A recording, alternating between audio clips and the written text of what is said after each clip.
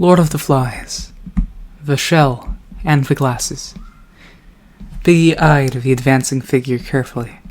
Nowadays he sometimes found that he saw more clearly if he removed his glasses and shifted the one lens to the other eye. But even through the good eye, after what had happened, Ralph remained unmistakably Ralph. He came now out of the coconut trees, limping, dirty, with dead leaves hanging from his shock of yellow hair. One eye was a slit in his puffy cheek, and a great scab had formed on his right knee. He paused for a moment and peered at the figure on the platform. "Piggy, are you the only one left?" "Oh, there's some little uns." "No, they don't count. No big uns?" "Oh, Sam and Eric. They're collecting food. They're collecting wood." "Nobody else?" "No, not on Earth." Ralph climbed onto the platform carefully. The coarse grass was still worn away where the assembly used to sit. The fragile white conch still gleamed by the polished seat. Ralph sat down in the grass facing the chief's seat and the conch. Piggy knelt at his left, and for a long minute there was silence. At last Ralph cleared his throat and whispered something. Piggy whispered back. "What'd you say?" Ralph spoke up. "Simon." Piggy said nothing, but nodded, solemnly. They continued to sit, gazing with impaired sight at the chief's seat and the glittering lagoon. The green light and the glossy patches of sunshine played over their befouled bodies. At length, Ralph got up and went to the conch. He took the shell caressingly with both hands and knelt, leaning against the trunk. "Piggy?" "Huh? What are we going to do?" Piggy nodded at the conch. You could call an assembly." Ralph laughed sharply as he had said the word, and Piggy frowned. "Well, you're still chief." Ralph laughed again. "You are, over us." "I got the conch." "Ralph, stop laughing like that. There ain't no need, Ralph. What's the others going to think?" At last, Ralph stopped. He was shivering. "Piggy? Huh? That was Simon." "You said that before." "Piggy? Huh? That was murder." You stop it," said Piggy, shrilly. "What good are you going to do talking like that?" He jumped to his feet and stood over Ralph. It was dark, and there was that bloody dance. There was lightning and thunder and rain. We were scared." "I wasn't scared," said Ralph slowly. I was. I don't know what I was." We were scared," said Piggy excitedly. "Anything might have happened. It wasn't what you said." He was gesticulating, searching for a formula. "Oh, Piggy!" Ralph's voice, low and stricken, stopped Piggy's gestures. He bent down and waited. Ralph, cradling the conch, rocked himself to and fro. "Don't you understand, Piggy? The things we did. He may still be. No. But perhaps he was only pretending." Piggy's voice trailed off at the sight of Ralph's face. "You were outside the circle. You never really came in, didn't you? Did you see what they did?" There was loathing, and at the same time a kind of feverish excitement in his voice. "Didn't you see, Piggy?" No, not all that well. I've only got one eye now. You ought to know that, Ralph." Ralph continued to rock to and fro. It was an accident," said Piggy suddenly. "That's what it was, an accident." His voice shrilled again. "Coming in the dark, he had no business crawling like that out of the dark. He was batty, he asked for it." He gesticulated wildly again. "It was an accident." "Oh, you didn't see what they did. Look, Ralph, we got to forget this. We can't do no good thinking about it, see?" I'm frightened of us. I want to go home. Oh God, I want to go home. It was an accident, said Piggy stubbornly. And that's that. He touched Ralph's bare shoulder, and Ralph shuddered at the human contact. And look, Ralph. Piggy glanced round quickly, then leaned close. Don't let on know we was in that dance. Not the Sam and Eric. But we were. All of us. Piggy shook his head. Not us, till last. They never noticed in the dark. Anyway, you said I was only on the outside. So was I, muttered Ralph. I was on the outside too. Piggy nodded eagerly. That's right, we was on the outside. We never done nothing. We never seen nothing.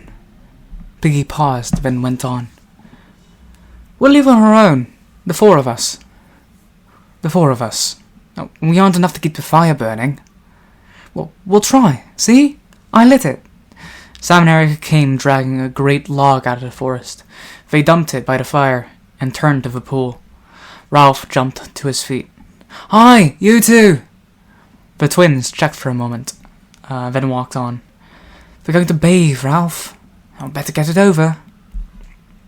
The twins were very surprised to see Ralph. They flushed and looked past him into the air. Hello, fancy meeting you, Ralph. We just been in the forest to get wood for the fire. We got lost last night. Ralph examined his toes. You got lost after the... Piggy cleaned his lens. After the feast, said Sam in a stifled voice. Eric nodded. Yes, after the feast. We left early, said Piggy quickly, because we were tired. So did we. Very early. We were very tired. Sam touched a scratch on his forehead, and then hurriedly took his hand away. Eric fingered his split lip.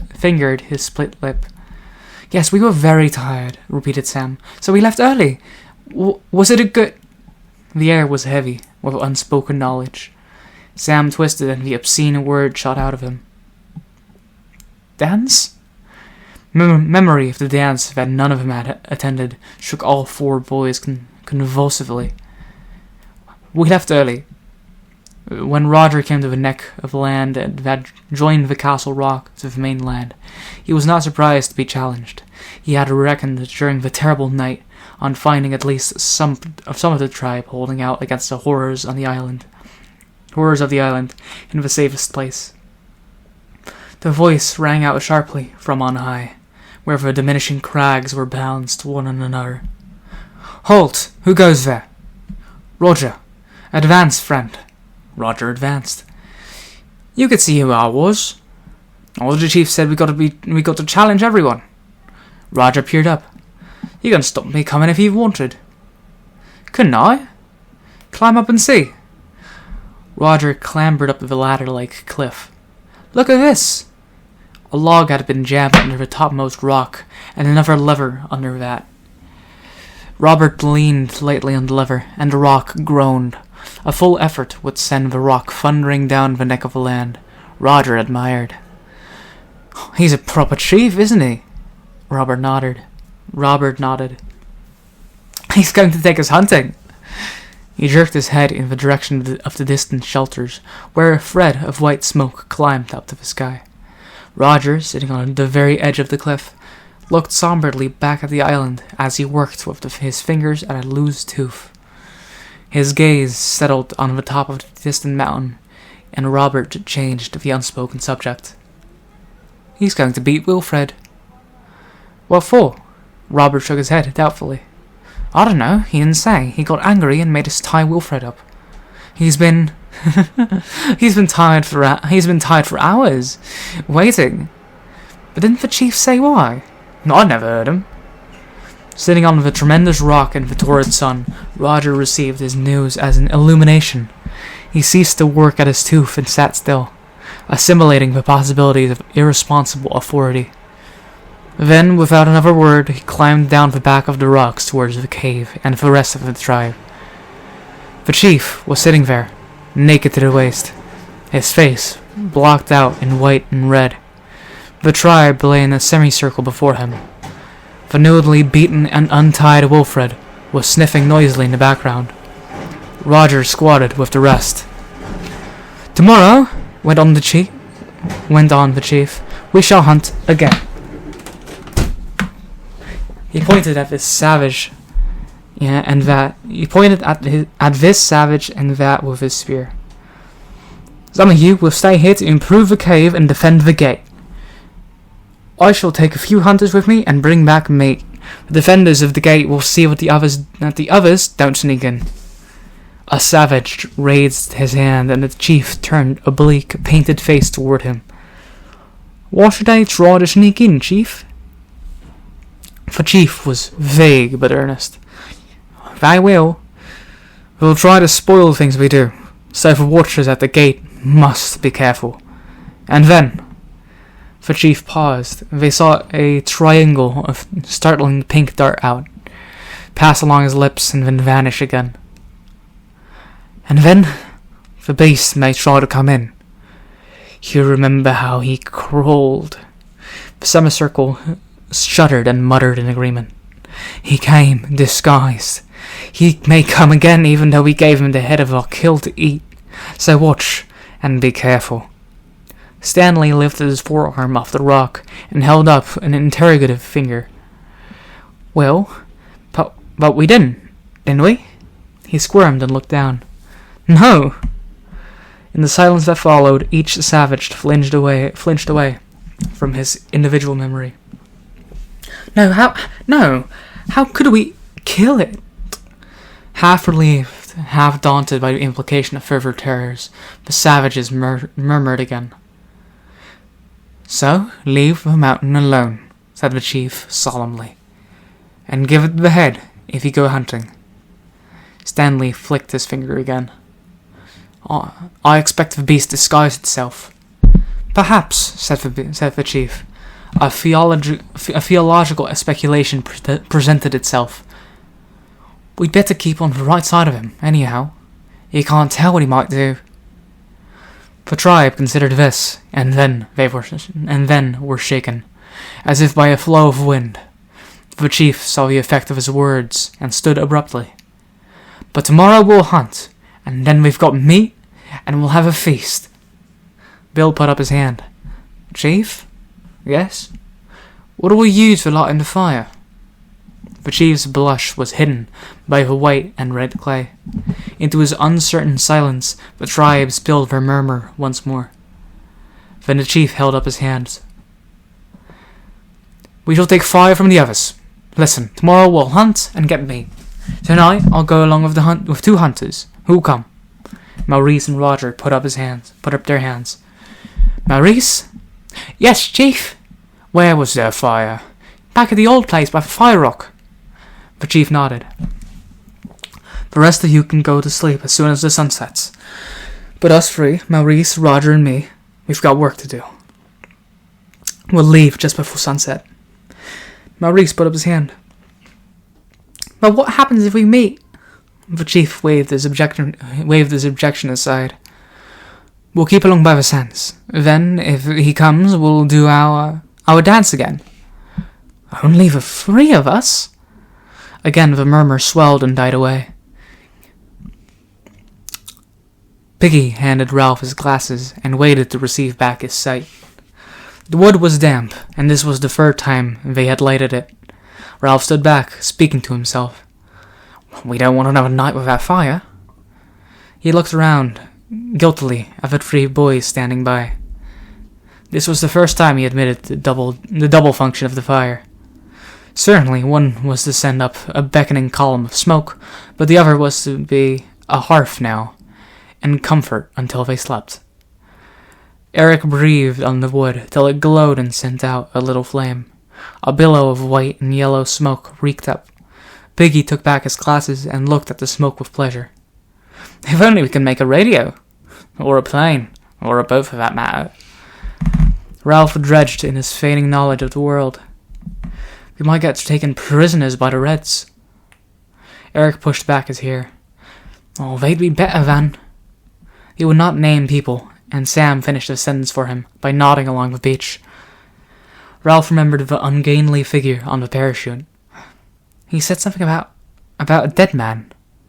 He flushed painfully at his admission that he had been present at the dance. He made urging motions at the smoke and with his body. Don't stop. Going up. Smoke's getting thinner. We need more wood already, even when it's wet. My asthma. The response was mechanical. Sucks your asthma. If I pull logs, I get my asthma bad. I wish I didn't, Ralph, but there it is.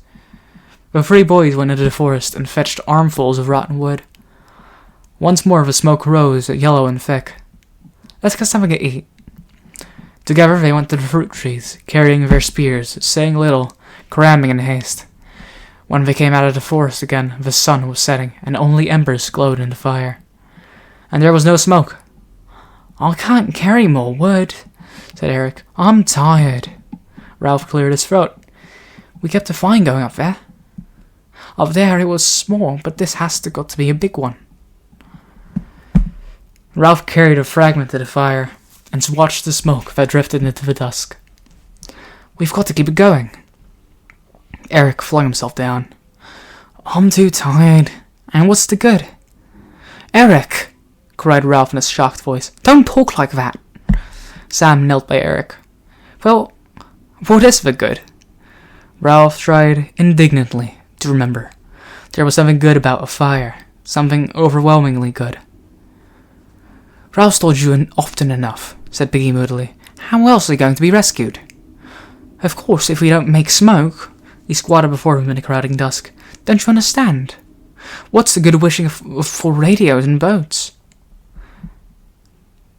He held out his hand and twisted the fingers into a fist. There's only one thing that we can do to get out of this mess. Anyone can play at hunting. Anyone can get us meat.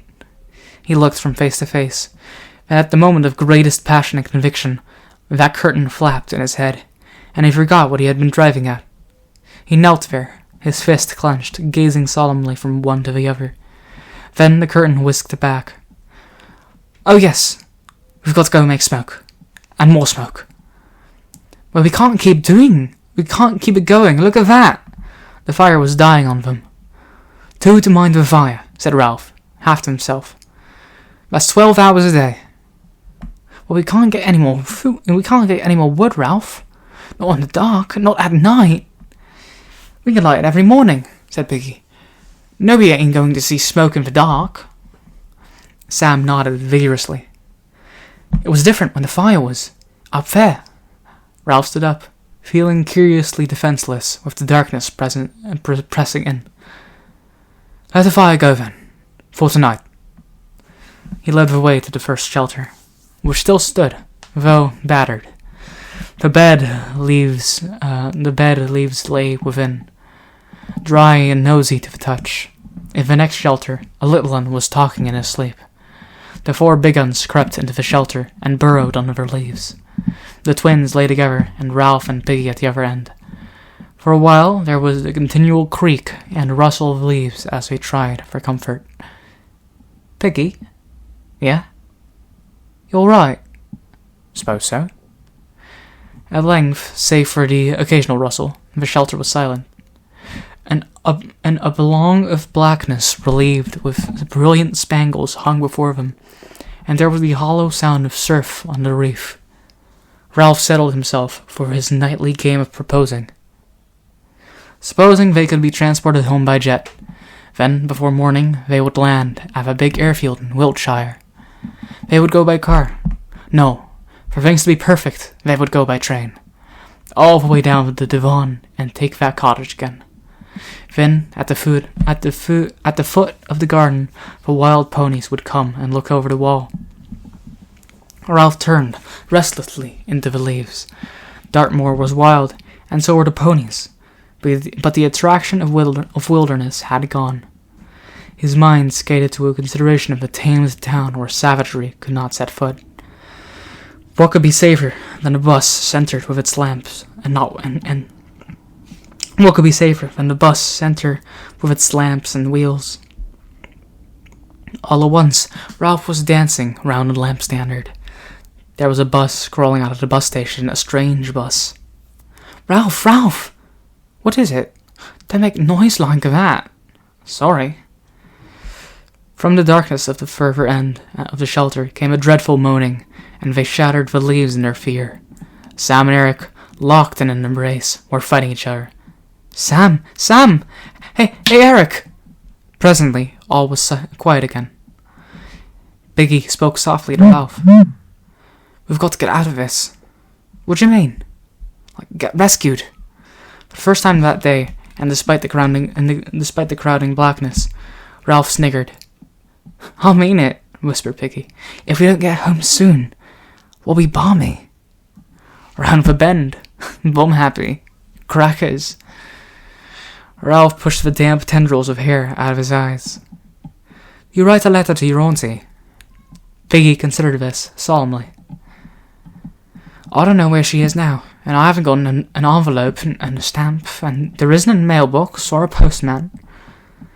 The success of his tiny joke overcame Ralph. His snickers became uncontrollable. His body jumped and twitched. Biggie rebuked him with dignity. I haven't said anything all that funny."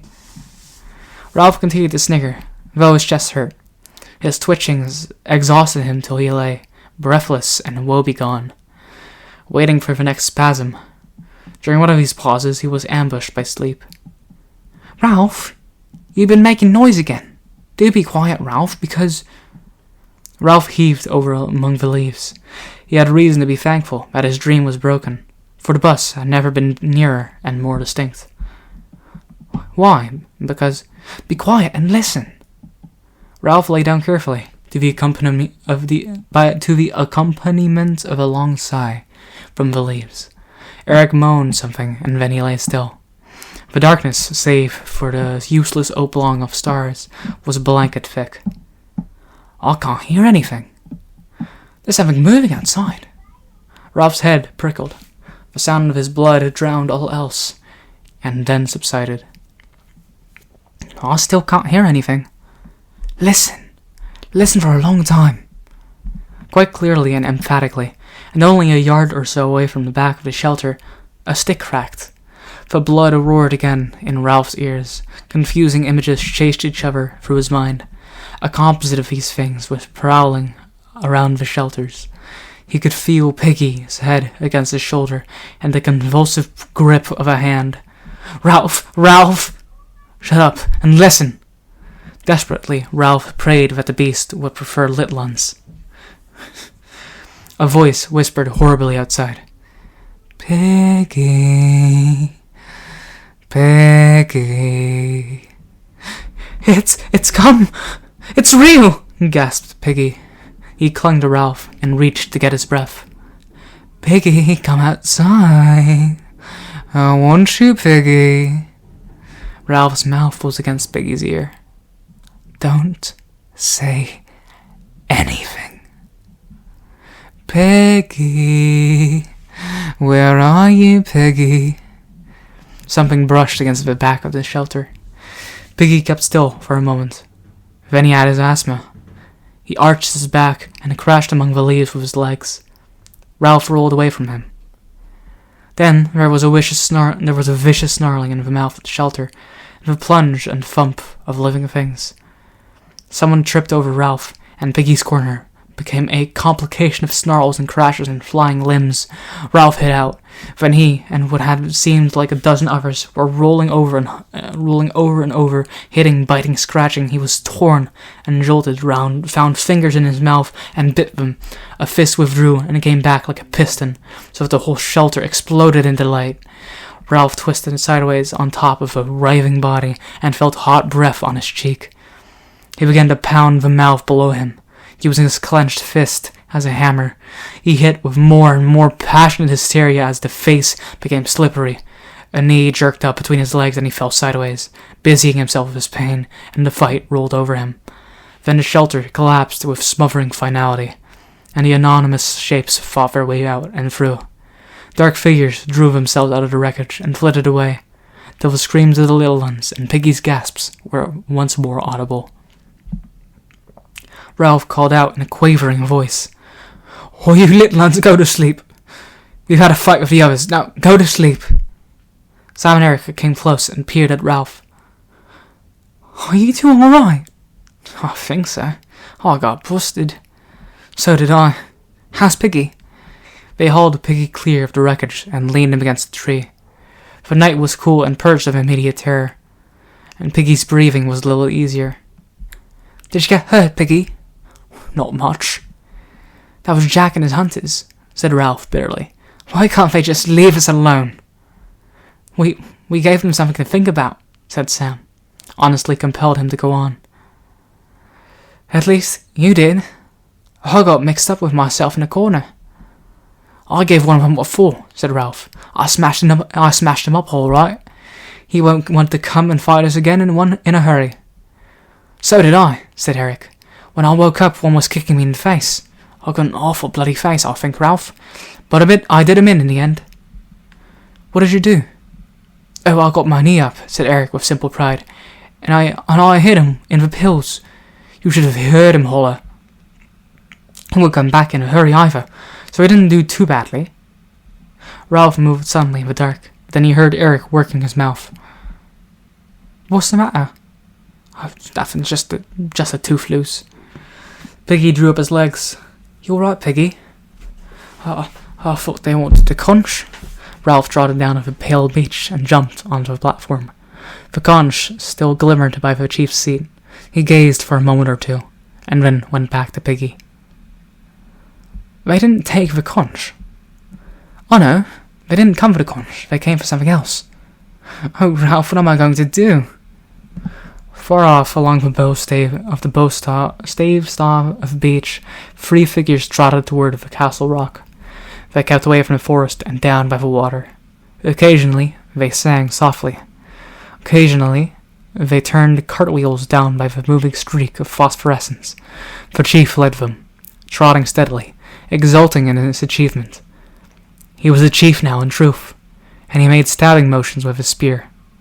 From his left hand dangled Piggy's broken glasses.